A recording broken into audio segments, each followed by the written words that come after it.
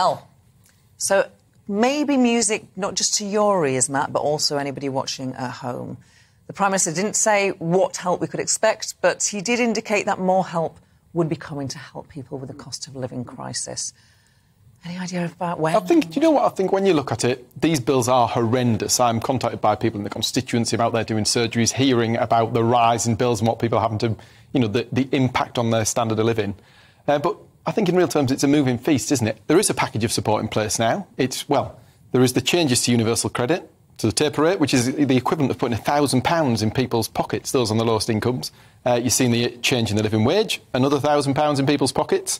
And you've seen this change to the national insurance threshold, which is the equivalent of 330 quid in people's pockets. That's a big difference. The windfall tax, we've said, could be as little as 70 quid.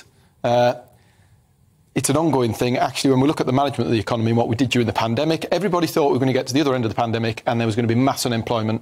Actually, we spent a lot of money, £400 billion getting through there, but we came out the other side. We've now got, record-breaking employment figures. People in jobs, the economy's in a good shape. We were the fastest growing in the G7 last year, our economy growing, you know, that's what it's about. Want more. Your constituents want more. I want more. I always want more. I always want more. Everybody wants more. But do you know what? There's no such thing as government money. It is taxpayers' money. So what we give to somebody, we've got to take from somebody else, and it's about that balance. The best thing we can do is keep the economy in good shape, get people good jobs, and that's the way forward.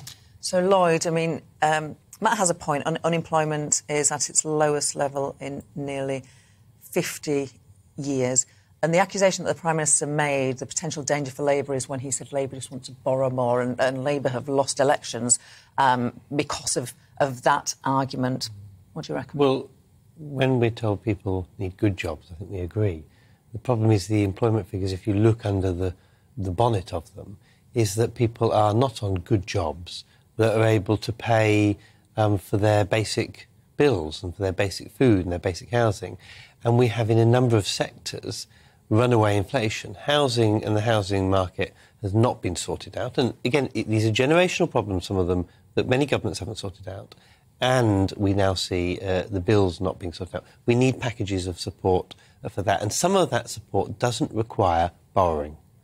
You know, putting limits on a runaway housing economy, which we might see in some of the renters' reform bills that the government said has come forward, and people like Sadiq have their plans in terms of rent capping, but there are other plans as well on how to do that. Those would deal with these things. It doesn't always require borrowing. And the problem is the Conservatives bandy about this borrowing figure. They've borrowed, of course, huge amounts, not just during the pandemic, but borrowing as a proportion of GDP did not decrease as fast as they thought, or anyone thought it did under Conservative governments, because actually you have to keep your economy afloat when there are difficult times. And when you borrow from yourself, which is what the government does, it's a complete misnomer to say we're paying huge amounts in interest, because you're paying yourself the interest. So you are paying effectively zero interest on money that you borrow from yourself. If you borrow from the open market, that's different. But the vast amount of government borrowing at the moment is borrowing from themselves. Effectively, you print money.